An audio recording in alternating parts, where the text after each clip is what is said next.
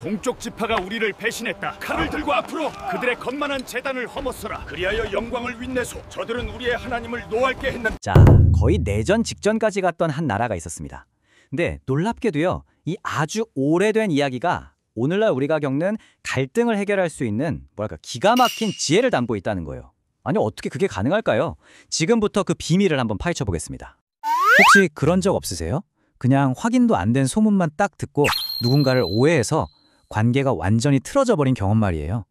정말 사소한 오해가 어떻게 눈덩이처럼 불어나서 돌이킬 수 없는 결과를 낳는지, 그리고 더 중요한 건 어떻게 그 비극을 막을 수 있었는지, 바로 이 이야기에서 그 답을 찾아보려고 합니다. 자, 오늘 우리가 함께 따라가 볼 이야기의 순서입니다. 위험한 오해에서 시작해서 강 하나를 사이에 둔 분열, 그리고 마침내 갈등 해결의 교훈까지, 이 과정을 한번 차근차근 따라가 보시죠. 이야기는 여기서부터 시작됩니다. 아주 긴 여정 끝에 드디어 약속의 땅에 정착한 이스라엘 민족. 그런데 말이죠, 이들 사이에는 요단강이라는 정말 거대한 물리적 장벽이 떡하니 놓여 있었던 겁니다.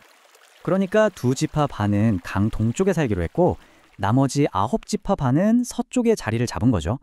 그냥 강 하나 사이에 두고 사는 거잖아요. 근데 이 단순한 지리적 분리가 곧 엄청난 갈등의 불씨가 될 줄은 정말 아무도 몰랐습니다. 자, 여기서 주목할 숫자가 바로 4만 명입니다. 동쪽 지파에서 온 4만 명의 용사들. 이 사람들이 정말 의리가 있었어요. 무려 수년 동안 자기 가족과 땅을 뒤로하고 강 건너 형제들이 땅을 완전히 차지할 때까지 함께 싸워준 겁니다. 이건 그야말로 영웅적인 헌신이었죠. 그러니까 여기서 우리가 꼭 기억해야 할 게 있습니다. 이 순간까지 이 동쪽 지파 사람들은 단 한 번도 약속을 어긴 적이 없다는 사실이에요. 그들의 충성심은 의심할 여지가 전혀 없어 보였죠. 네, 적어도 그때까지는 말입니다. 그런데 정말 딱 하나의 행동이 이 모든 신뢰를 그냥 산산조각 낼 뻔한 위기를 불러옵니다. 그게 뭐였냐면 바로 강가에 세워진 거대한 제단, 이른바 의심의 제단이었던 거죠. 서쪽 지파들 사이의 소문이 순식간에 마치 들불처럼 번져나갑니다. 아니, 집으로 돌아가던 우리 형제들이 허가도 없이 웬 거대한 제단을 쌓고 있다는 거예요. 이게 대체 무슨 소리죠? 바로 이 지점이 이 모든 갈등의 핵심입니다, 여러분. 똑같은 제단을 보고 있는데 한쪽은 신에 대한 끔찍한 반역이라고 생각했고, 다른 한쪽은 후세를 위한 기념이라고 생각했다는 거죠. 이 치명적인 오해 하나가 모든 걸 뒤흔들어 버린 겁니다.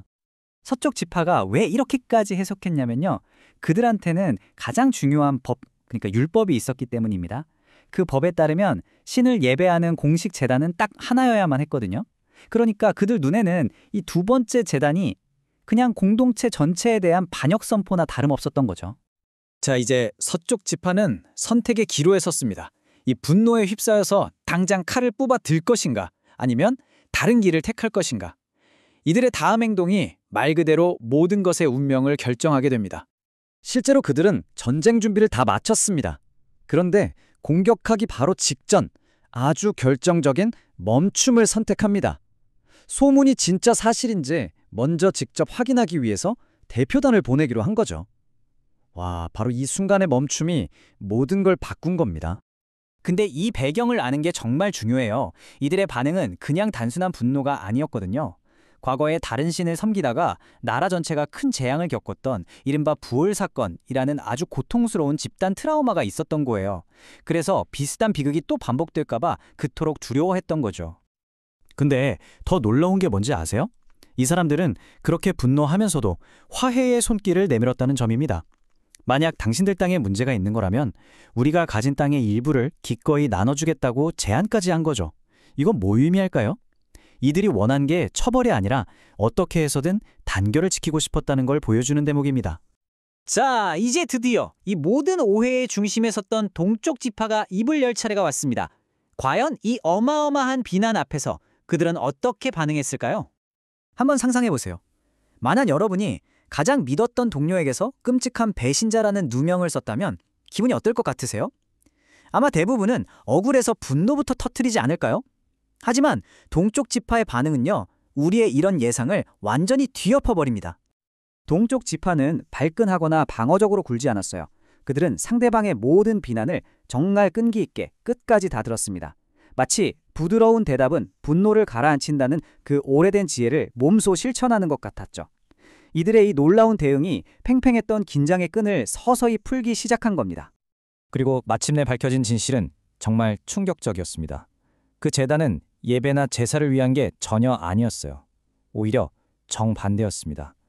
서쪽 뒷파가 그토록 두려워했던 바로 그 분열을 막기 위한 영원한 단결의 상징, 바로 증거물이었던 겁니다.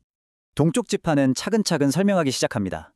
왜 제단을 일부러 강의 서쪽 편에, 그러니까 잘못된 쪽에 지었는지, 그리고 왜 예배용으로는 말도 안 되게 거대하게 만들었는지를요.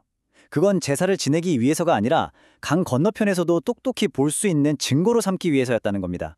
훗날 그 누구도 우리 사이를 가를 수 없도록 우리는 모두 한민족이다 라는 그 증거 말이죠.